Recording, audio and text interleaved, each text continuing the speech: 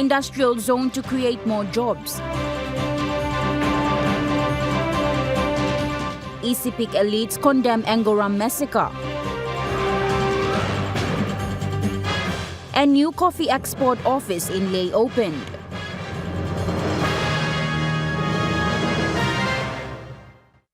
A very good evening. This is National EMTV News. I'm Natasha Ovoy. Thank you for joining us.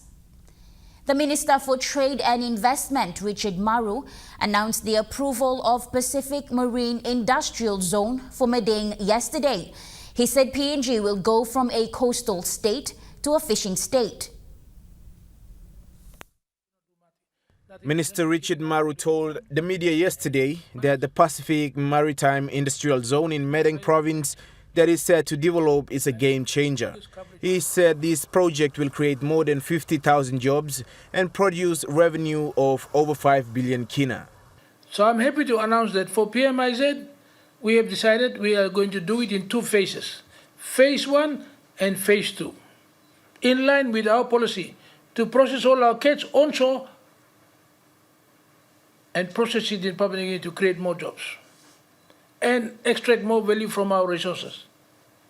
Like I said earlier, we are only making 300 million annually when we could easily be making 5 billion.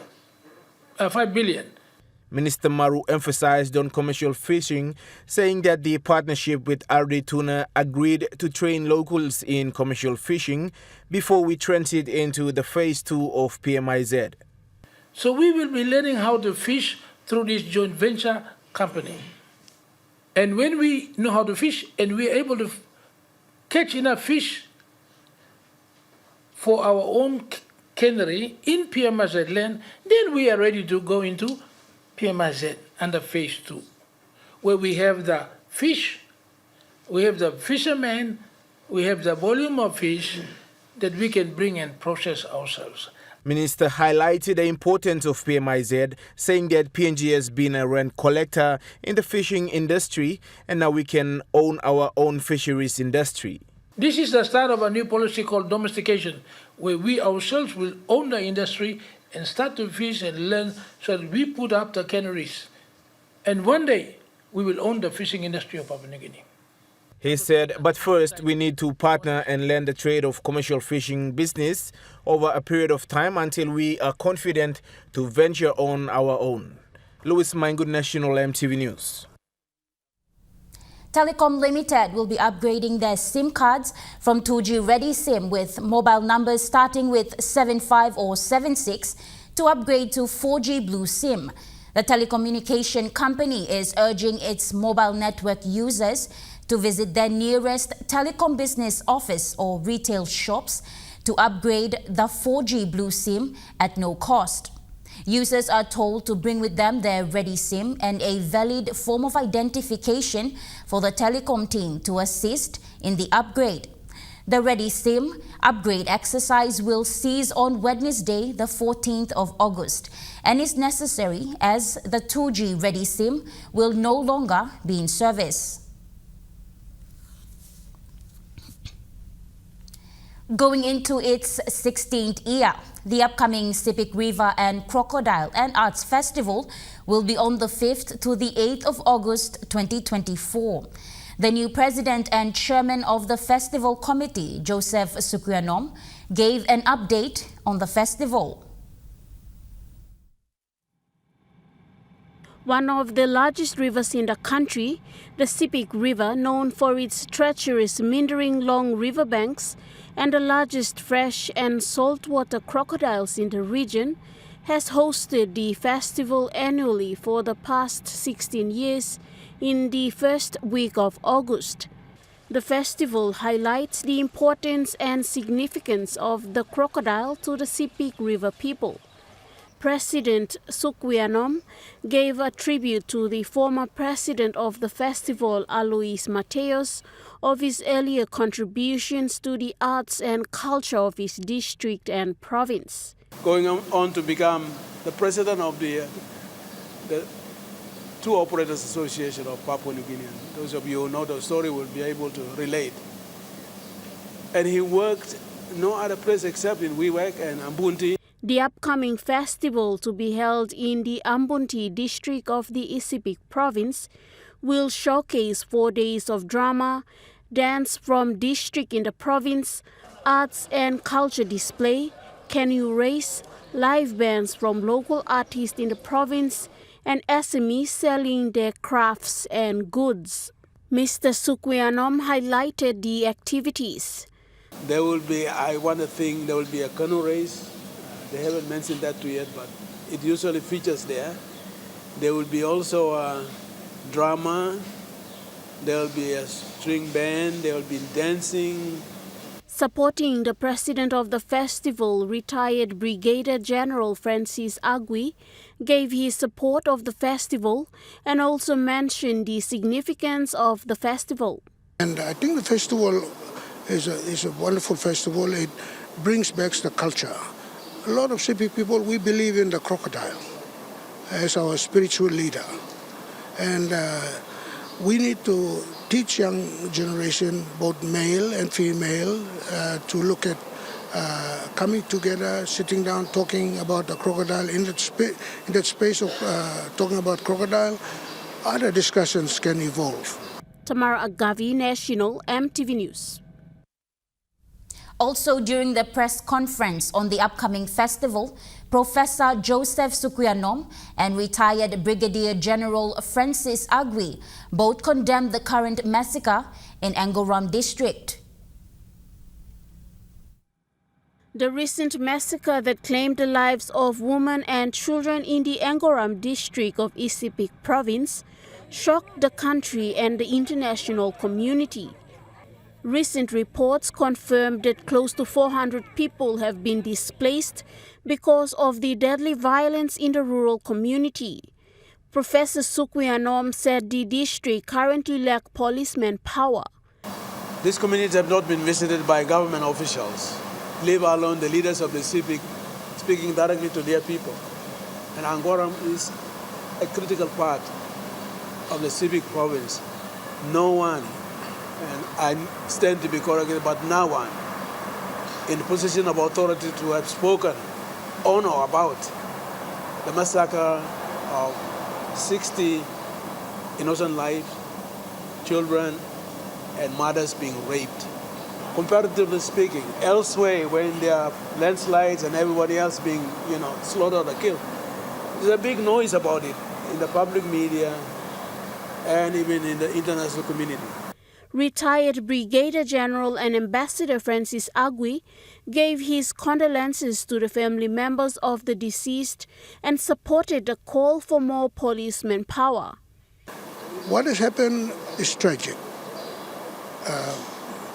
Our hearts goes out to all those families who are suffering, and it's important that police, we need policemen there. Now, I understand police are there, but they can't move. The cost of fuel is very high. There is no working out boat motor to ferry them to go and do their arrest. If that is so, then that is very bad. We need to give police all the help they need. And the community is the one that should be there to bring out all those perpetrators to the law and let the law deal with them. And I think that's some of the things that are lacking in this space. He also called on the provincial, church and local leaders to work together to bring the perpetrators to face the full hand of the law. I think the leadership in all at a provincial level and at the electorate level, they need to come together. They need to come together and sort out some of this problem. It's not a one-man issue or just a member for Angoram. It's for everybody, including community, the church leaders, and the village elders to come together and sort this problem out, because it may come up again. Tamara Agavi, National EMTV News. Prime Minister James Marape has expressed his deep condolences and condemned the tragic murder of a Chinese national engaged in alluvial mining in the Wau district area in the Morobe province. This has also resulted in several injuries and significant damages to properties. In addressing this incident, the Prime Minister described this as a senseless act of violence that is completely unacceptable and will not be tolerated in the country. The Prime Minister has issued a stern warning to those responsible for such criminal activities. He said those who perpetrate this violent act will face the full force of the law. The government of PNG is firm in its commitment to ensuring that the safety and security of all individuals residing in the country, including international partners and workers. Prime Minister Marape said government is taking immediate steps to resource the police force adequately, extending the law enforcement capabilities to the ward level to prevent such incidents and bring perpetrators to justice swiftly. Representing the government and people of PNG, he extended his heartfelt condolences to the family of the deceased and to the government and people of China. The Prime Minister emphasized the importance of maintaining a safe and secure environment for all who contribute to the development of PNG. Esther Gane, National EMTV News. National EMTV News continues after the break. Stay with us.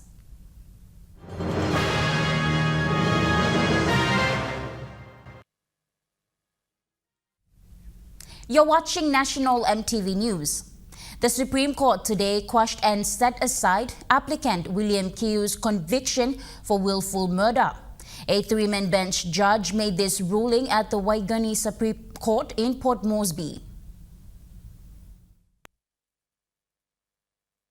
This followed Kiu's application for a review on his conviction and sentence after being jailed for life in 2018 for willful murder. Now 43 and have spent close to 9 years behind bars, Kiu seems speechless of the verdict served.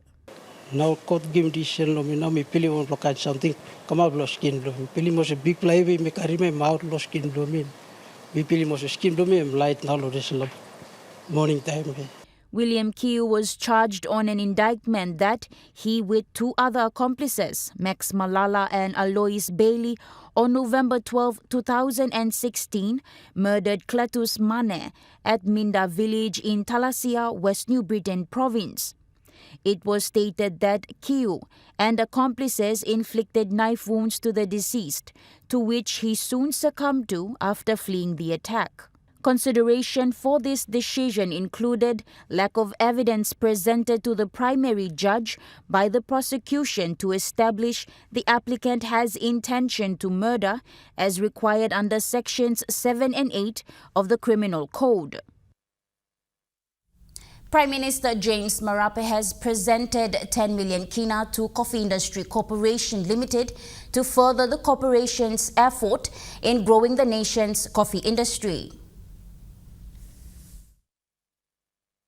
PM Marape made the presentation following the official opening of the 10.6 million coffee exports office complex in Lae yesterday. The building is located on Kisere Street and is set to become the central hub for crucial operations, including contract registration, shipment notification, contract verification, physical coffee inspection, sampling, quality analysis, export certification, and overseeing of the movement of coffee. The opening is deemed timely with the uplift of biosecurity restrictions by China on agricultural produce from Papua New Guinea.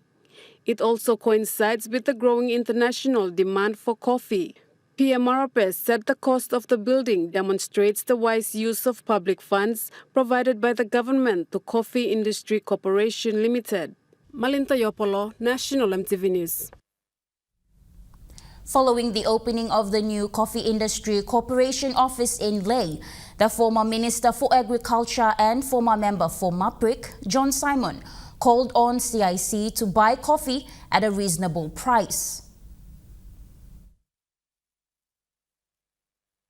Mr. John Simon called on Coffee Industry Corporation, emphasizing the need for fair pricing in the coffee sector. Because of his extensive experience in the industry, Mr. Simon highlighted the challenges faced by coffee farmers, particularly the struggle to secure reasonable rates for their produce. He shared a recent experience where he assisted a farmer from Raba in Milne Bay province. The farmer had over 100 bags of coffee but was struggling to find a market due to low prices. Simon intervened to purchase the coffee at 6 kina per kilogram, significantly higher than the prevailing rate of 2 kina per kilogram offered by some buyers. He has since offered to continue buying coffee at this rate and encouraged other farmers facing similar difficulties to reach out. Meanwhile, people in Telefomin have been encouraged to grow coffee after a memorandum of agreement signed between Minister for Coffee William Bando and Telefomin DDA to transport coffee out to the market.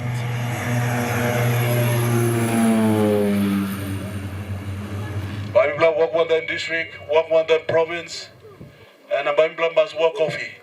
And you look at Balos Venetia, coffee come up, you be harvesting, put him the Balos, Carimigo.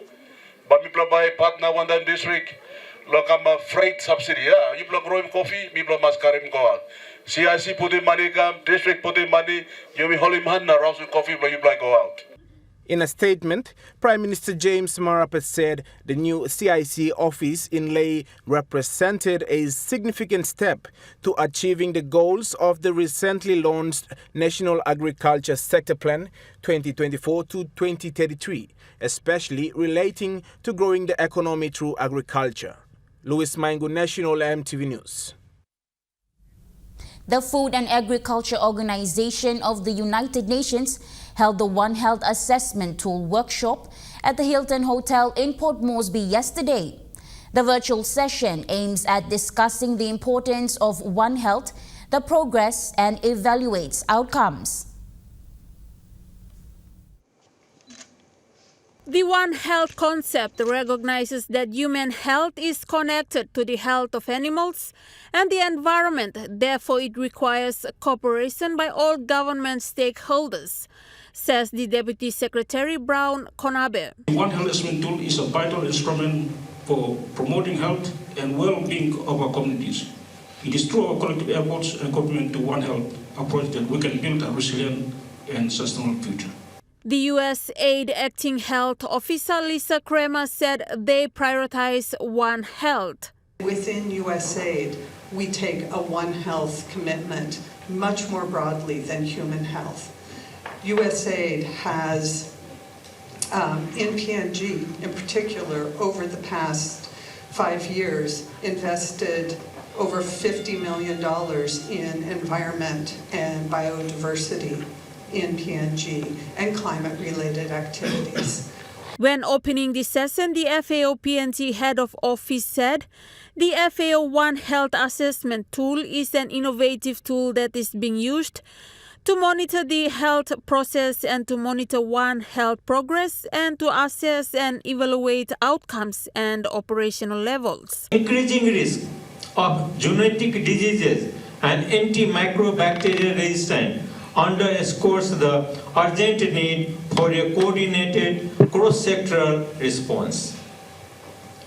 The introduction of the FAO One Health Assessment Tool represents a significant step forward in our efforts to enhance this coordination. Deputy Secretary for Health Ken Wai encouraged all to look after their health. We want to tell you that we only have 16,000 or 11,000 frontline health workers. We don't have all the health workers to fix you when you get sick, so you stand in the line and queue. We don't have enough doctors. One is to 17,000. Nurse, one is to 2,000. So don't blame us. Everyone, please don't chew amoxicillin like you're chewing gum. Because amoxicillin is becoming the miracle drug, so it's not supposed to be sold in the marketplace, in the streets. Other drugs must not be sold out there. Esther Gane, National EMTV News. The BSP Financial Group, Pacific's leading financial institution, is pleased to be the sponsor of the 27th Commonwealth Health of Government meeting, which will be hosted by Samoa in October 2024. This will be the first time the meeting will be hosted in the Pacific Islands. BSP Group Chief Executive Officer Mark Robinson announced that the bank will become the anchor partner of Commonwealth Heads of Government meeting with a sponsorship of 350,000 Great British pound or more than 1 million kina towards the 2024 Commonwealth Business Forum, spearheaded by the Samoa Chamber of Commerce. The Commonwealth Business Forum, or CBF, is an event organized every 2 years alongside Commonwealth Heads of Government meeting. The event is seen as an integral part of Commonwealth Heads of Government meeting and brings together the Commonwealth's most senior business leaders alongside heads of government and ministers to discuss trade and investment opportunities. Member states and private sector actors will gather under the theme One Resilient Common Future, Transforming Our Commonwealth. The group CEO commented that the milestone event demonstrates that as the South Pacific's international bank, the bank's stability and presence in the Pacific will continue to support the creation of opportunity to foster prosperity in the region. Mr. Robinson further thanked the Prime Minister of Samoa and her government for their collaborative assistance over the last few months, which has seen this opportunity confirmed, which will ensure the successful delivery of the CBF. Prime Minister of Samoa also spoke at the event, acknowledging BSP's strong record of community engagement and support in Samoa. Esther Gane, National EMTV News. Now we take a look at the NESFAN market report. The kina closed unchanged at $0.2583 in the interbank market. At Bank South Pacific, your kina was buying $0.2508 $0.3836 Australian dollars, €0.2249 euro, and 37.13 Japanese yen.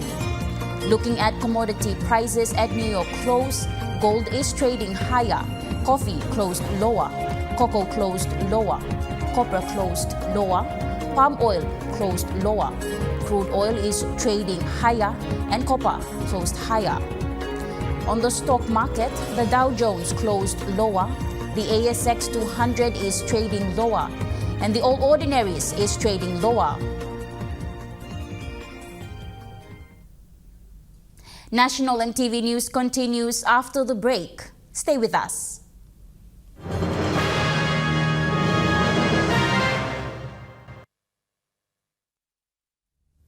You're watching National EMTV News. Prime Minister James Marape expressed his sincere apologies to the people of Morobe Province for the continuous power outage. Marape told the media yesterday that the government is working on getting this problem fixed by next year.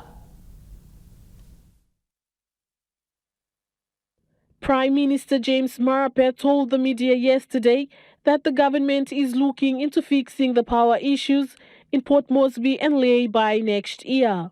Mr. Marape said they are working on the road into Lae, ensuring the Najab Tomodachi International Terminal is functioning, and hopefully by this time next year, the power issues in Lae will be solved. For the continuous power issue, we're fixing road into Lae.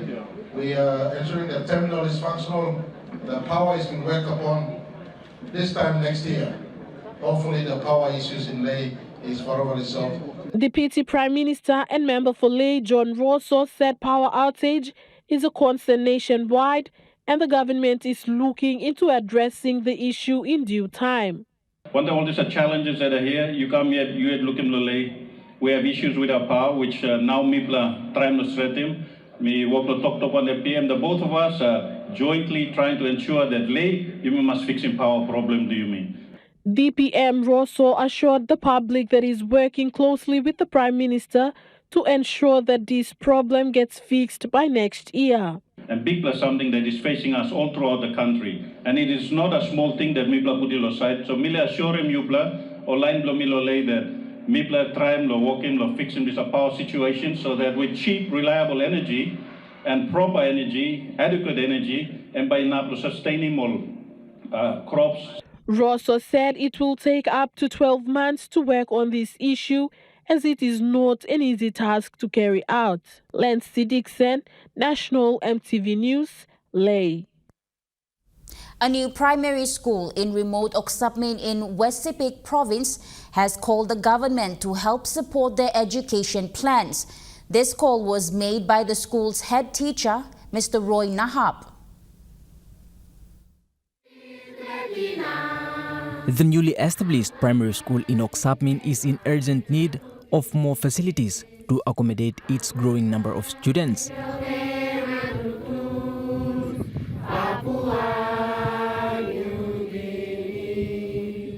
Currently, the school serves grades 1 to 5 and plans to add grade 6 next year.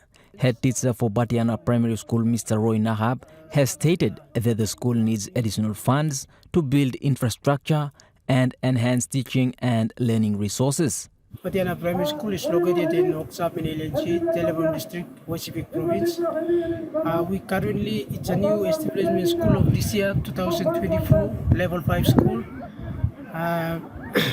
We currently need some finance from the member office, some donation from the provincial grants to start up the new establishment school project. Mr. Nahab further shared some of the challenges he faces as the head teacher. Yeah, the challenges we are remote, part of the remote, and then people come up with downfall with finance. We are in between the Oksapmin station and Tegin station, and too far to educate ourselves to get some basic services like health and education. And nearly people from our school to the basic stations, it took us 7 kilometers, nearly 2 hours to walk. He is optimistic about adding grade 6 next year, and he is working to ensure the school is ready for the increased student enrollment.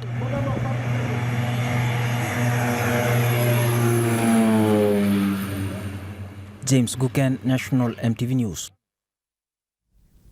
Sialum Provincial High School in the Tewasiasi district of Morobe Province is on indefinite suspension following the burning of a dormitory 2 weeks ago.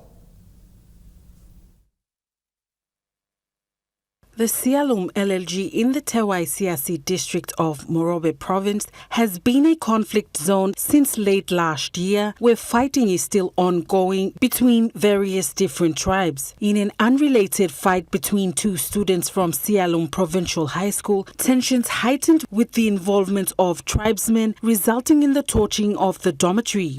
Sialum High School is under suspension now. Everyone that thought station now. Also, Martinia, you want to mobilize or the community long, get one or command that night or burn him down. District Administrator Mr. Sam Engam said police personnel from Finchafen are already on the ground conducting investigations. We have police personnel from Finchafen, and they are on the ground now. And we have Salemol long, investigation long, Sialum High School and Sumudum case.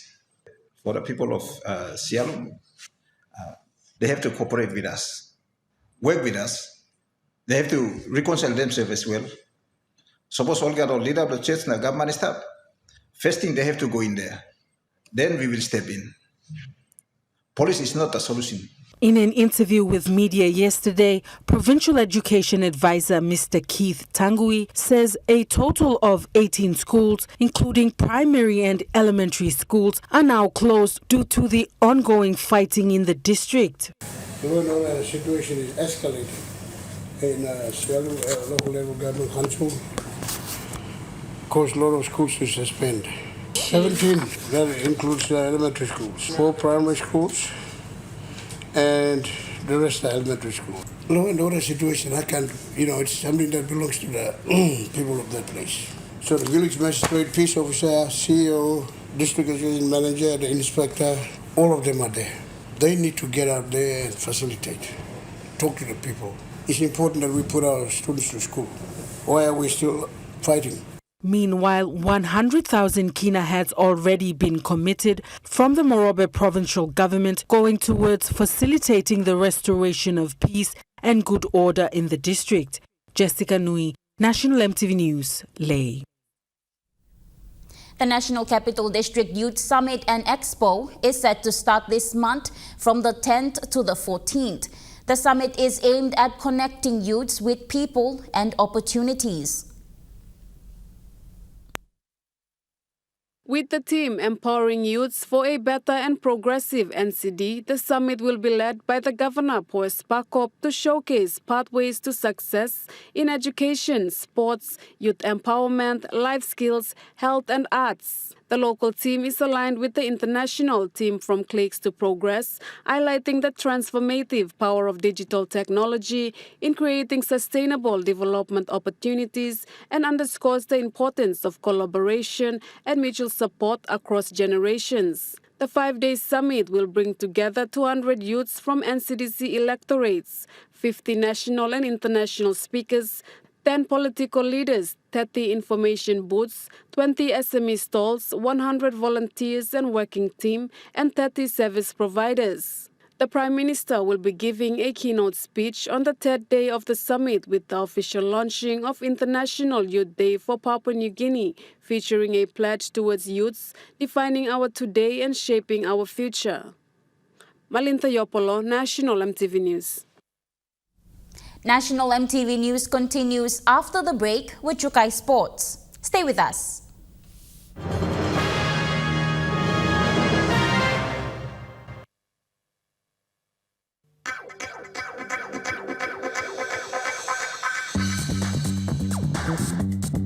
Chukai Sports.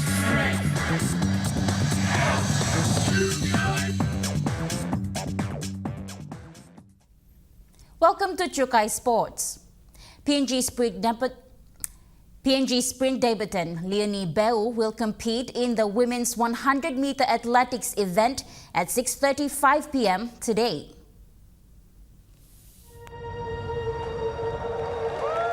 Leonie Beu was selected through the universality sport, has made a name for herself with remarkable timings in the recent events. She recorded the fastest 100-meter time this year at 11.68 seconds and also achieved sub-24-second performances in the 200-meter on 3 occasions within 24 hours, showcasing remarkable improvement and competitiveness against elite athletes from Australia and New Zealand. Leonie also claimed a bronze medal in a fiercely contested Oceania Championships 100-meter event.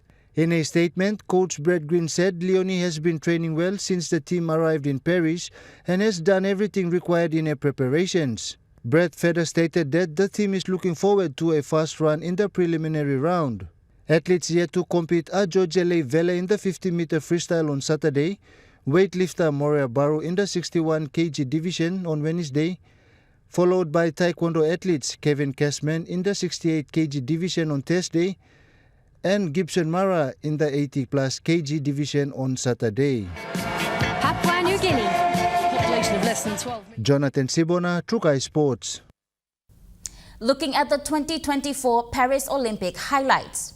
In a thrilling match, Spain defeated Serbia 15-11 in the men's water polo in Group B match.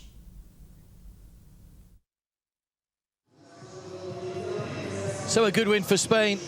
15-11 in the end over Serbia. Is there to be a swing change? The gold medal winners from the last 2 Olympic Games have flattered to deceive in their first 3 matches. Just 1 win, 2 defeats. Spain, though, the European champions, have carried that form forward from the form they showed in Dubrovnik to win that title earlier on this year. In the men's tennis, Serbia defeated Greece in the men's singles quarter-finals.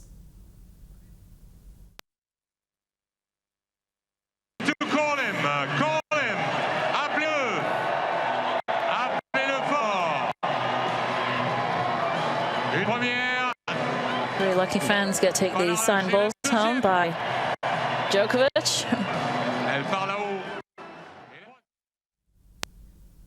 In Heat 3 of the women's 200-meter breaststroke, USA swimmer Kate Douglas finished first, followed by Yeshuin from China and Satomi Suzuki from Japan.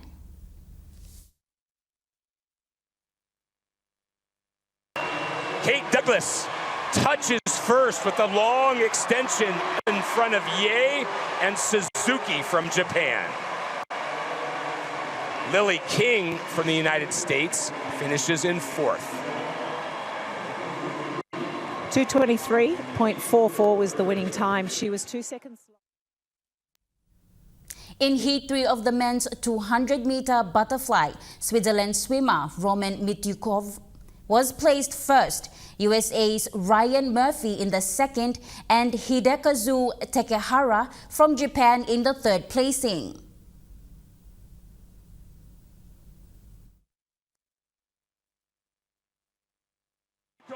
Said, I'll see your surge and raise you. He wins.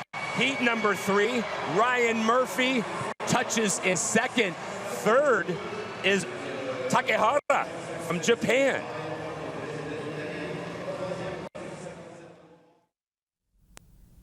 Looking at the 2024 Paris Olympic tally, China is still leading the ladder with 11 gold, 7 silver and 6 bronze, a total of 24 medals. United States has moved up to the second place with 9 gold, 15 silver and 13 bronze, a total of 37 medals. Host nation France in the third place with 8 gold, 11 silver and 8 bronze, a total of 27 medals. Australia is in fourth place with 8 gold, 6 silver and 4 bronze, a total of 18 medals. And Japan is in fifth placing with 8 gold, 3 silver and 5 bronze, a total of 16 medals. Great Britain and South Korea on 6 gold, Italy on 3 gold, while others have 2 and 1. Papua New Guinea is yet to tally a medal. Chukai Sports continues after the break. Stay with us.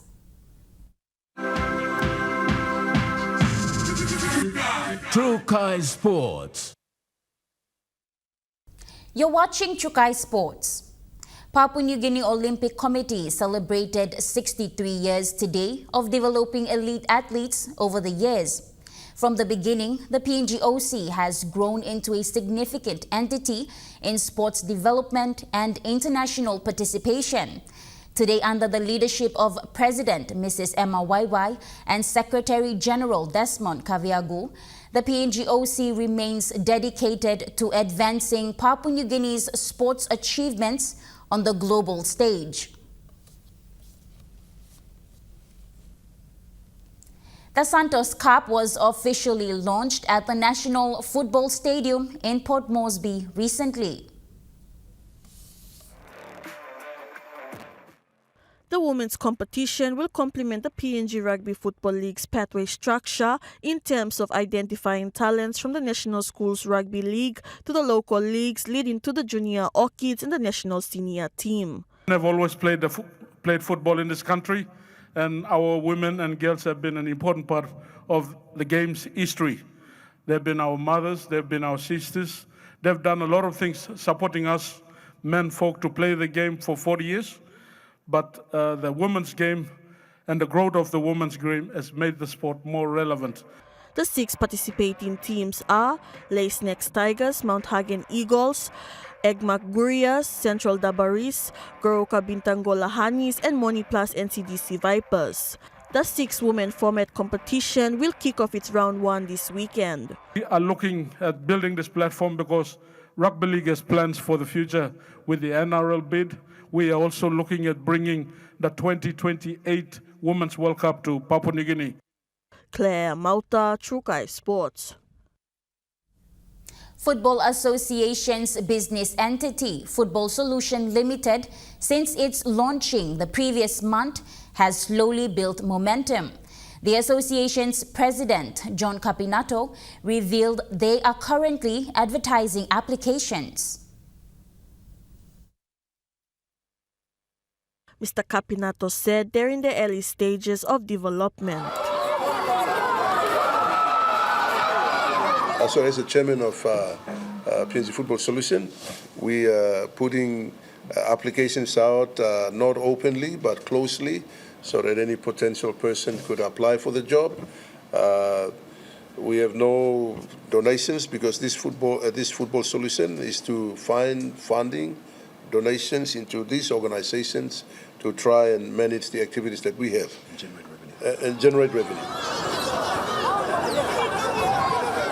primary aim of the business entity is to bring the Men's Premier Soccer League under to manage and generate revenue through the football matches. We've seen income coming in, not in a big way, but in a small way. That's one way of generating revenue. The other way of generating revenue is that we're trying to build, you see out there, we're working on our ticketing booth. We're also putting a cafe there so that when people come to watch matches, they can go there and buy food and stuff like that. In terms of our development plan going on in the PFS area, the design is already done in terms of conceptual design. We put a shop there for PNG Football Solution to set up its merchandise and everything like that. And also in Ley, same thing we're trying to do. Mr. Capinato said the association needs to bring in a marketing personnel to commence its plan. This person can develop a business strategic plan and then take our commercial arm forward. Claire Mauta, Chukai Sports. The Premier Soccer League dribbles into its round 5 this weekend. For Port Moresby, the Gulf Comara will take on the Hekari United tomorrow in the nation's capital at 3 p.m. at the PNG Football Stadium. While in Ley, the Ley City will take on the Admiralty Islands at lunchtime and Ley City dwellers to play the United Highlands at 3 p.m. at the Sir Ignatius Kilage Stadium. Sunday matches to be played in Ley are Morobe Wawens against the Port Moresby Strikers at 3 p.m. Claire Mauta, Chukai Sports. The Port Moresby AFL Premiership Cup competitions will head into its Round 2 major and mini semi-finals this weekend at the Colts Oval in Port Moresby. Port Moresby AFL will conduct its second Women Team A and B pre-selection trial at 10 a.m. with the major semi-finals between TSI Lamana Dockers Reserves and the University Tigers. And at 3 p.m. the seniors, Geraka Bombers, will play against the West Eagles. On Sunday, the minor semi-finals will kick off with Geraka Bombers Reserves taking on the West Eagles at lunchtime, and at 3 p.m. the Gerehu Magpie Seniors will play against the TSI Lamana Dockers.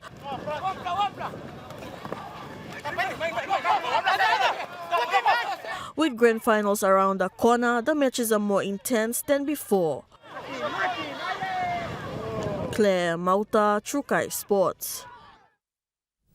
That ends Chukai Sports. The Money Plus weather report is next. Stay with us.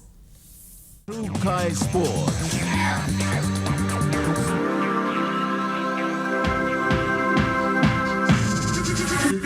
Chukai Sports. This weather update is proudly brought to you by Money Plus, with you always. Now we take a look at the weather report for the next 24 hours. In the southern region, Port Moresby City, partly cloudy. In Popondetta, mostly cloudy with some rain showers with possible thunderstorms.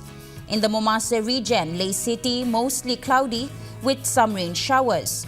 And in Vanimo, a shower or two, then mostly fine and chances of some showers in the night. In the New Guinea Islands region, Lorengau partly cloudy with possible rain showers.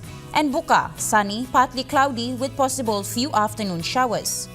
And in the Highlands region, Mount Hagen City, mostly cloudy with some afternoon showers and possible thunderstorms. And Mendi, Tari and Wabek, partly cloudy with few rain showers and possible thunderstorms.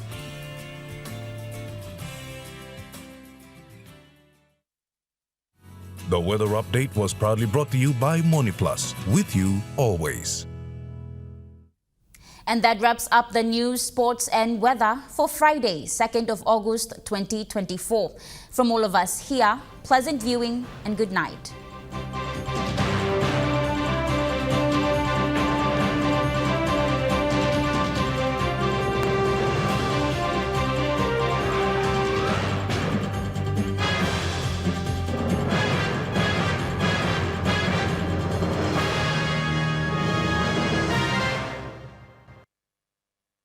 This news program is proudly brought to you by Smart Start Breakfast Biscuits and Now Biscuits.